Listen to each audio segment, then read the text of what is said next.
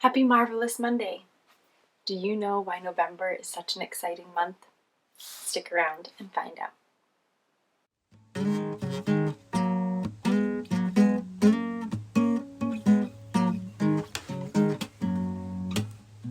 When I have a worry-filled mind, I like to wander outside. No telling what we might find. Birds calling, worms crawling, leaves falling down from above. Oh, I plant my feet on the ground. I keep my head in the clouds. I let my feelings out loud. I hear joy calling, fear crawling, tears falling down out of love.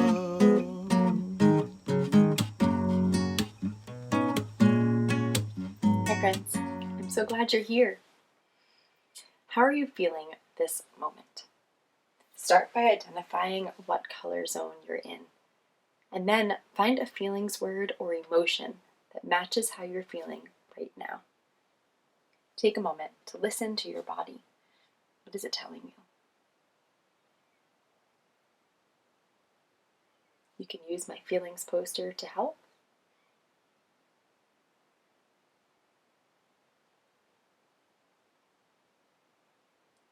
I am feeling really excited. So I am feeling focused and in the green zone. I'm feeling in control of my body. My mind feels clear and I'm ready to go. How about you?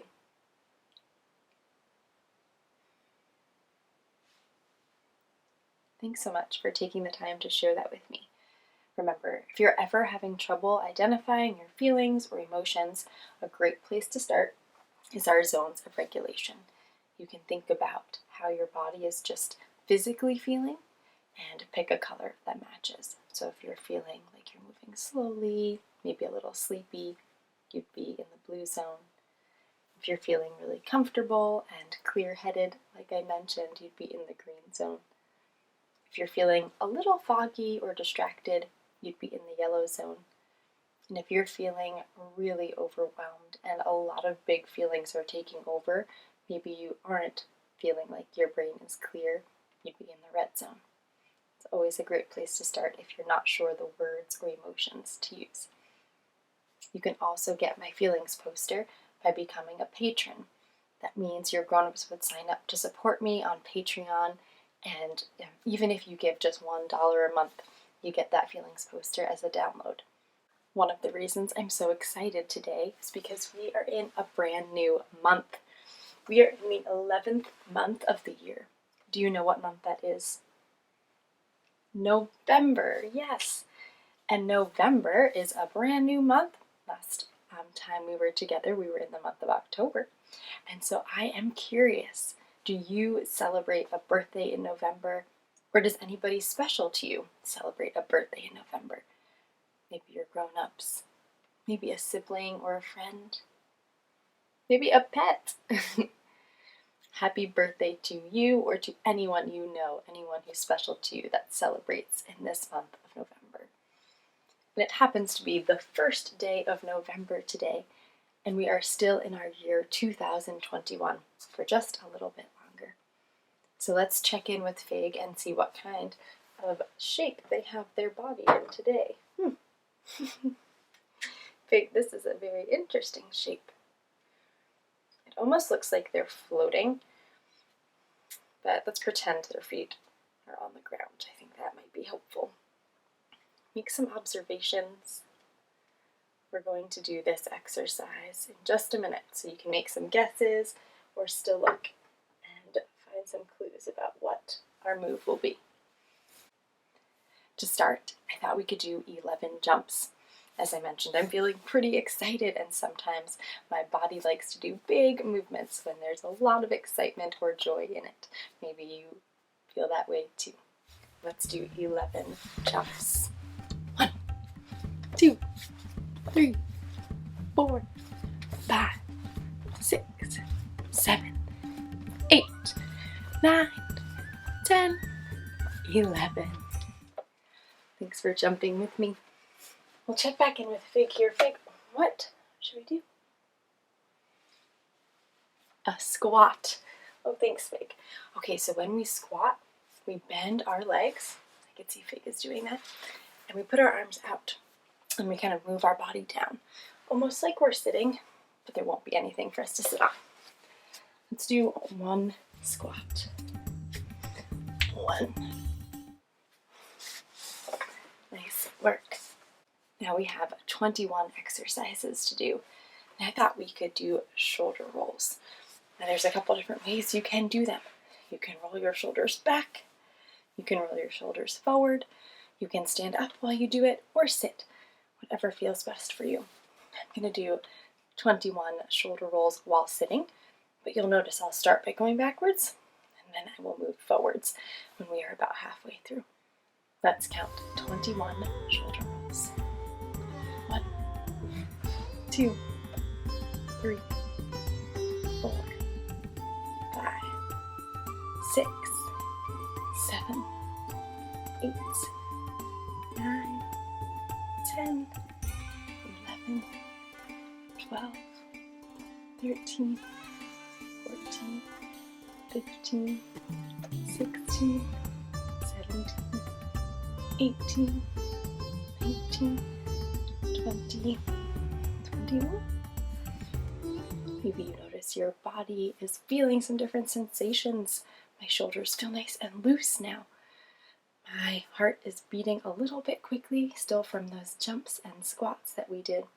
And so if you'd like to take some cool down breaths with me, we'll hear 3 bells.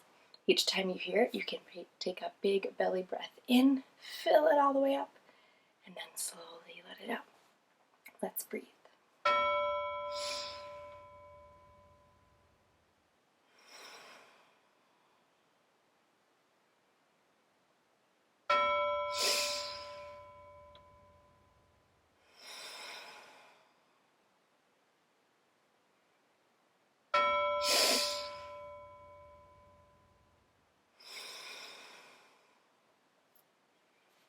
Fabulous. I hope you're feeling cooled down and ready for our next step. Now, as I mentioned, there are many things that make November wonderful. Some friends have birthdays in November. Some of us in the United States are noticing a change of seasons, and fall is beginning to really show off with different colors and different weather. And another really exciting thing is that we have an entire month to honor, learn about, and celebrate Indigenous people. You may remember that we talked about Indigenous Peoples Day in October, and that was just on one day, October 11th. But the entire month of November is Indigenous Peoples Heritage Month. And so I'm feeling grateful that November offers us another opportunity to get to know about, learn from, and recognize Native and Indigenous peoples. Let's check out our message to learn a bit more. Now you may remember in my message I often hide alliterations, and that is a fancy way of saying there will be words that are nearby or next to each other with the same sounds or starting letters. And so you can look for those alliterations as I read and listen carefully so we can learn more. Dear curious kids, in the United States, aka Turtle Island, November is recognized as Indigenous Peoples Heritage Month. Since 1995, we have begun to spend time listening to, learning from, and recognizing the countless ways Indigenous people have shaped the world. While we cannot fit an entire group of creative, compassionate, and courageous individuals into just one month, we can use this as a spark or inspiration to learn more. Together in our own families, friend groups, or classrooms, we can read, listen, and talk to people to learn their stories. I'm looking forward to sharing some more with you, even if it's only a small sampling. Love, Mrs. A. Do you have any questions or curiosities or wonders about Native or Indigenous peoples? I have a lot myself, and I have some books here that will help us answer some of those. I'm excited to share them with you.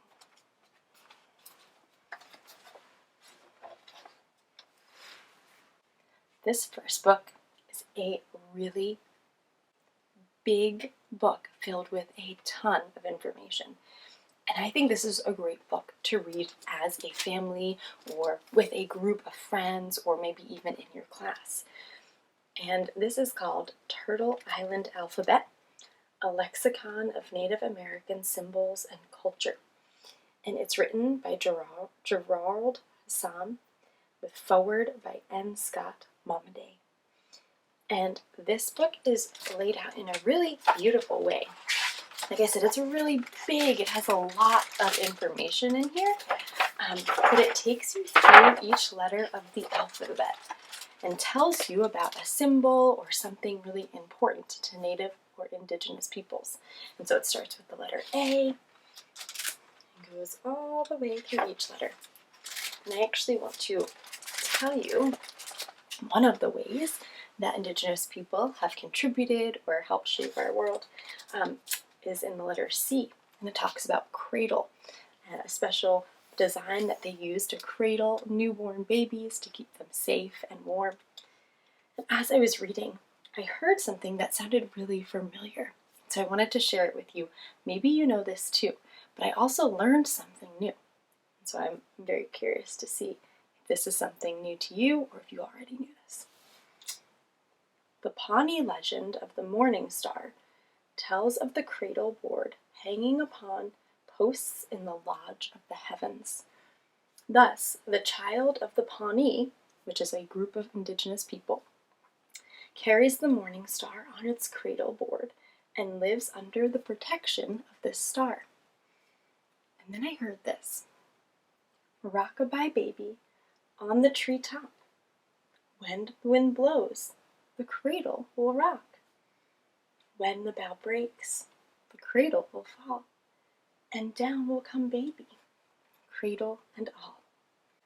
Joseph Burchak, the Abnaki storyteller, once told me that this most famous American lullaby was borrowed or taken by a Puritan from the Algonquin-speaking nations of New England.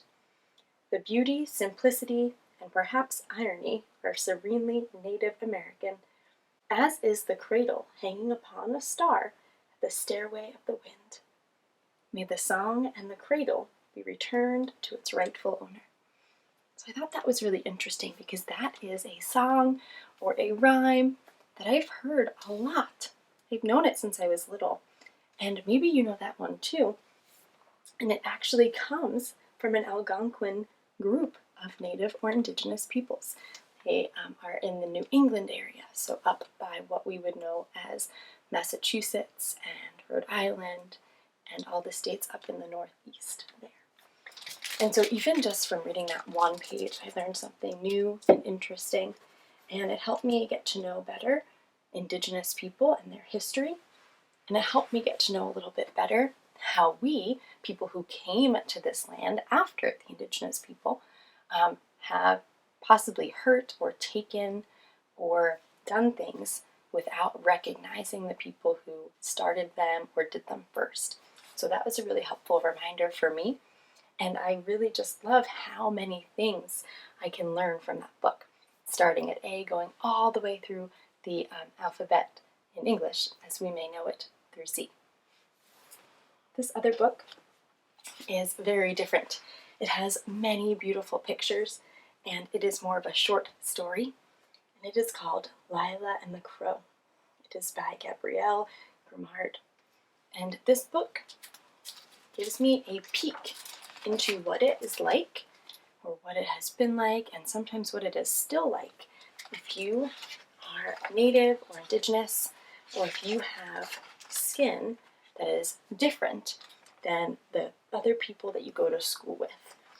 And in this story, we meet a girl, Lila, who is really not treated well.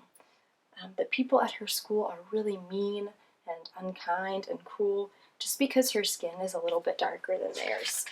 And so this kind of walks us through her story and how she's able to make sense of that and come to terms with that, and how ultimately the people who were really unkind can change their hearts and minds to recognize that Lila is just another wonderful human. And although her skin may look different and their skin may look different than hers, they can recognize and still be kind and care about each other. So this is a really beautiful story I would recommend. And last but certainly not least, this book here is called Go Show the World. And it is a celebration of Indigenous heroes by Bob Kinu with pictures by Joe Morse. And this is a beautiful collection of wonderfully important Indigenous folks who have contributed to the world, who have helped break down barriers. That means do things that people told them they couldn't, or people maybe even tried to stop them.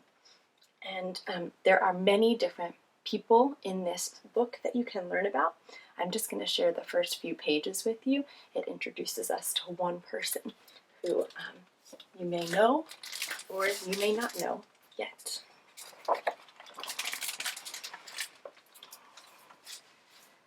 There's a power in these lands, one that's been here many years, strong enough to make you stand and forget all of your fears. It started in the past with a blast of light and thunder. Ancient ones looked up and beheld the sky with wonder.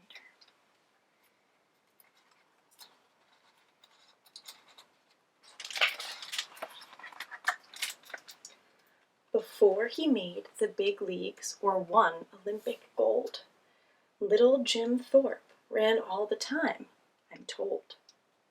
His twin died at boarding school, leaving Jim alone.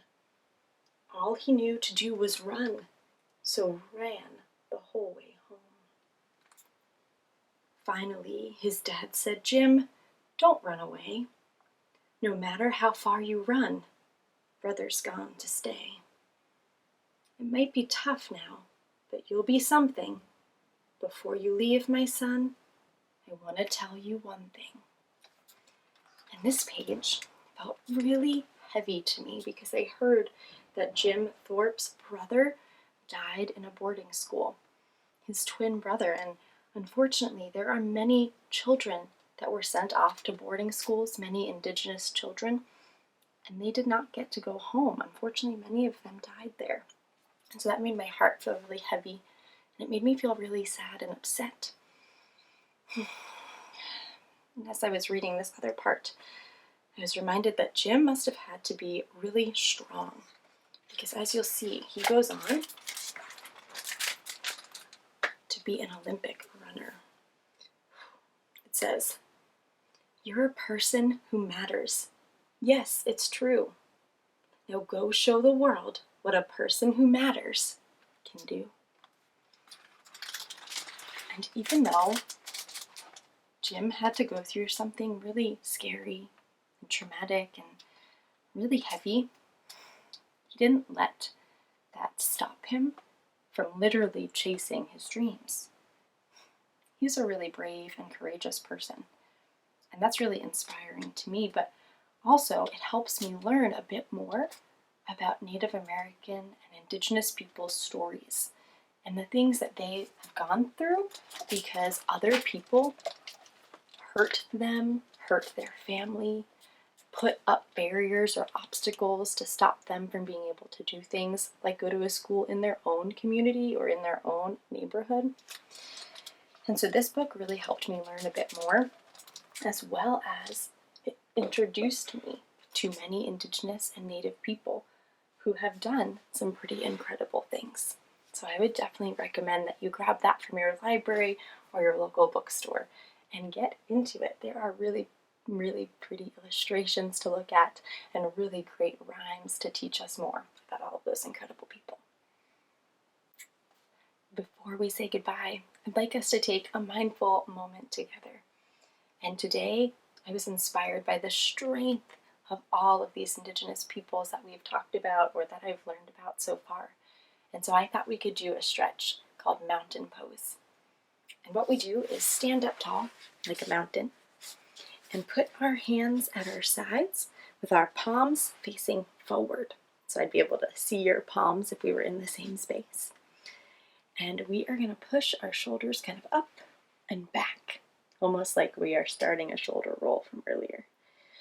We're going to stand really tall, like a mountain, and try to dig your feet deep into the ground. We'll stand here in mountain for 3 breaths. Let's do it.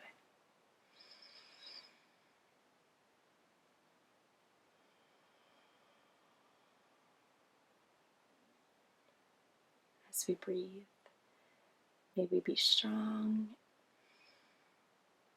and courageous. One more big, brave breath.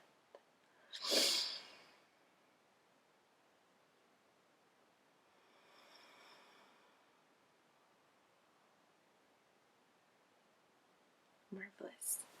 All right, go ahead and settle back into a seat or a comfortable position.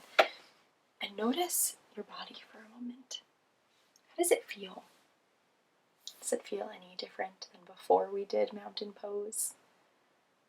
Do you feel any parts of your body more than you did before?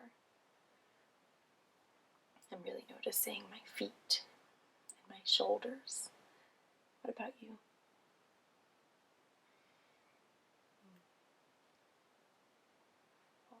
Thank you so much for taking that mindful moment with me. Thank you for being here. And I want to send you off with some love if you'd like it, a hug if you want it. I can't wait to see you next time.